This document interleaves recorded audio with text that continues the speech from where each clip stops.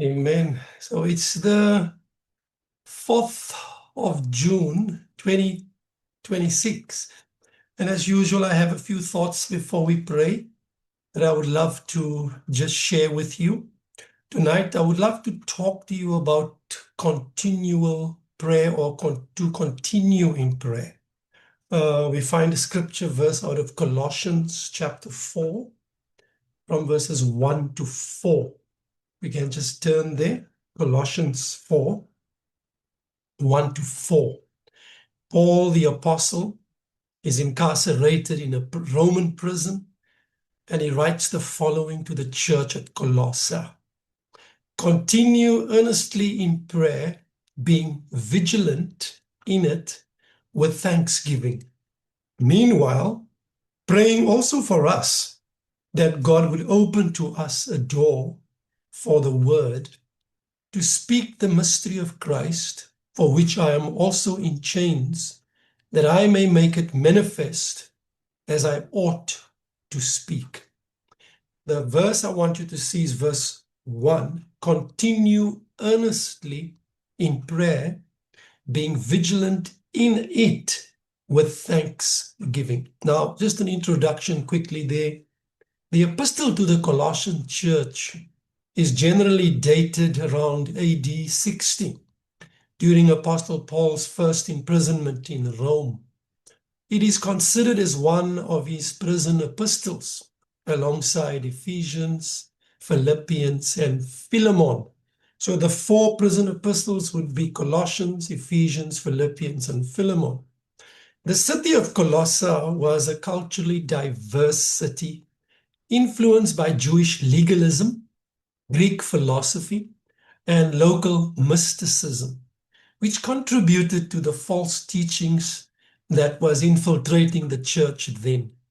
Paul had not personally visited this church, but wrote from a Roman prison to address doctrinal errors and encourage steadfast faith and prayer. So I want you to see that background.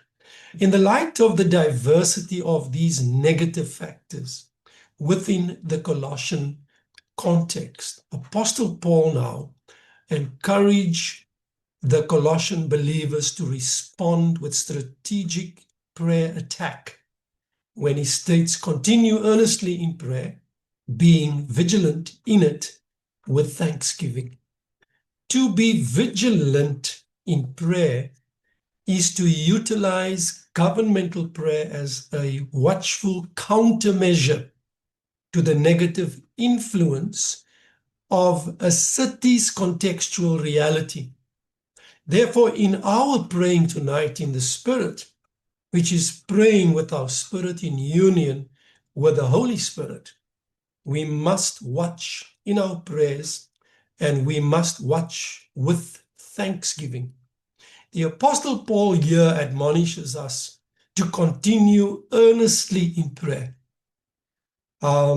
He tells the Colossian church to remain valid and endure, to have constant staying power in the Holy Spirit, and to be persistent as they enter into earnest prayer. He further states that they should earnestly pray. This means he wants them to act with intensity and determination as they pray. He desires sustained prayer efforts which does not fizzle out because of slackness and lack of holy fervor. His words convey a sense of fervent commitment and dedication in prayer. So we must understand that we should continue on this platform to persevere, be earnest and devoted in our prayers. And in this persevering prayer, we must watch. We must be alert, diligent, guarded, and circumspect. You know, this word circumspect just simply means prudently watchful and discreet in the face of danger and risk that the contextual environment in which we find ourselves would pose. So to watch effectively then in prayer, we must learn to be circumspect, which also means we must, by faith, through the eyes of the Holy Spirit, see the full circumference of contextual issues that would be in your context where you find yourself.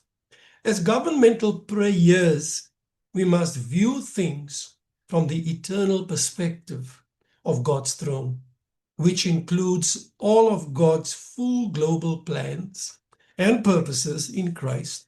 And we must simultaneously watch against the enemy's activity to stop our forward progression in Christ. Therefore, in order to intercede effectively according to God's eternal purpose, we must not be pressed down to our own circumference of things, our own small, limited world of our own personal problems. Apostle Paul further tells the Colossian believers that they must do their praying and watching with thanksgiving. The word thanksgiving here seems to me to be used in a manner to denote it to be in equal proportion to the other two issues, praying and watching.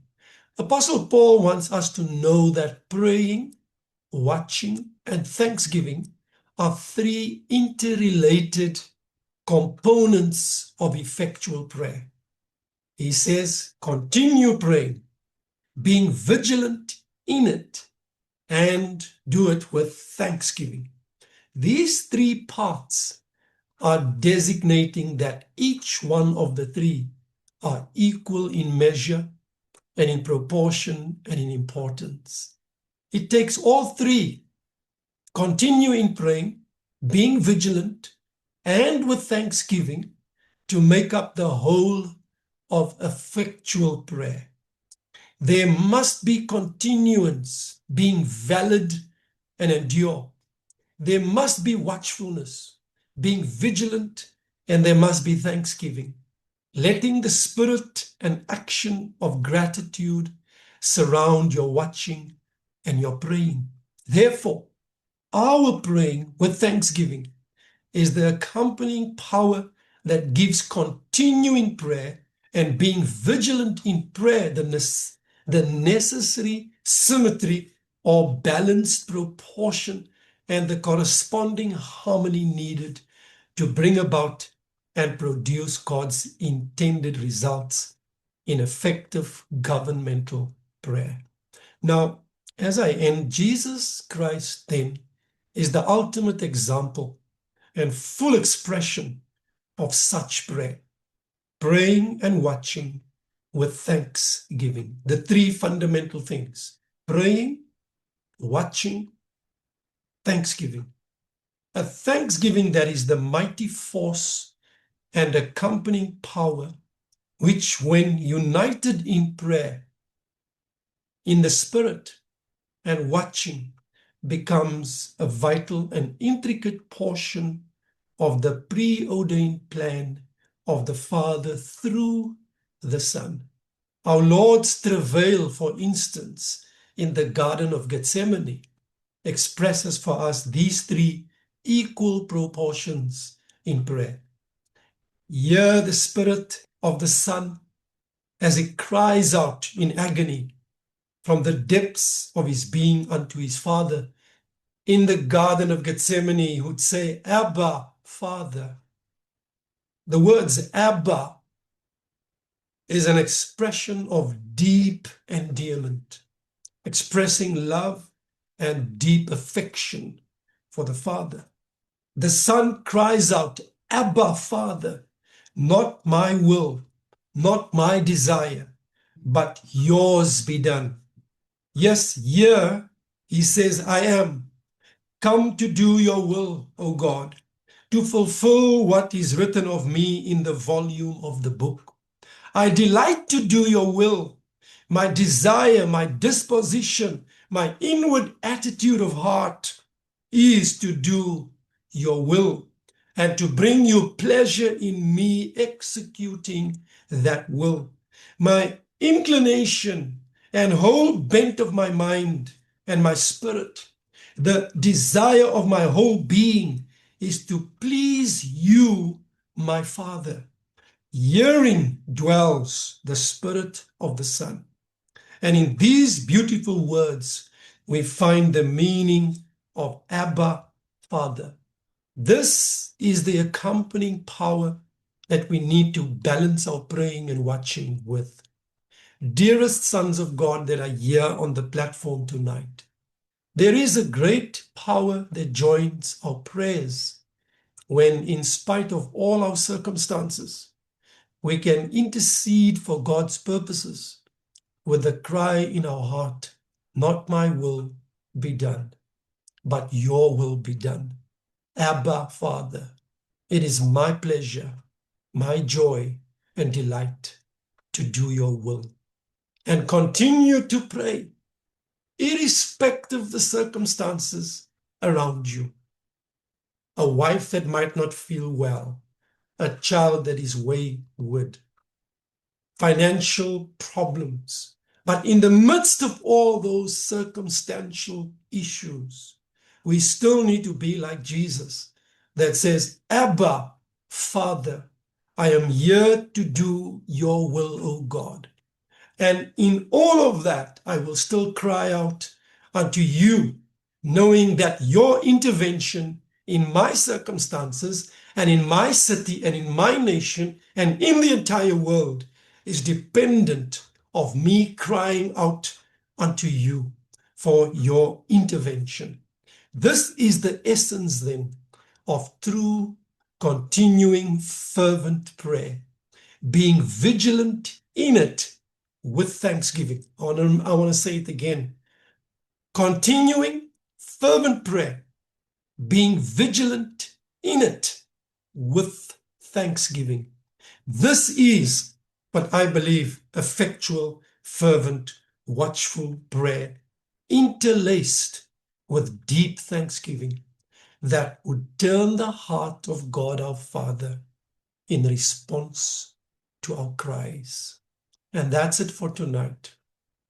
I just thought, let me encourage us as we look at these three simple issues to continue in effectual, fervent prayer, being watchful in it, but with much thanksgiving as we pray tonight. I've only got 4 things that I want us to pray for in our prayer pointers. Number 1, I want us to pray for God's sons to stand authoritatively within the workplace, without fear of intimidation and never to compromise. I want number 2 for apostolic and prophetic initiatives within the nations to go unhindered as we pray.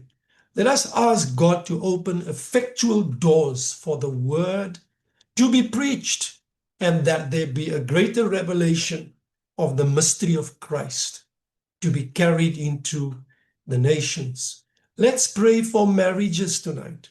Again, harmony between husbands and their wives, marital intimacy never to be dulled, and love to always govern their marital union. And then lastly, I want us to pray tonight for our children and our grandchildren, their protection, and that they will stand in this belligerent world, immovable in Christ Jesus.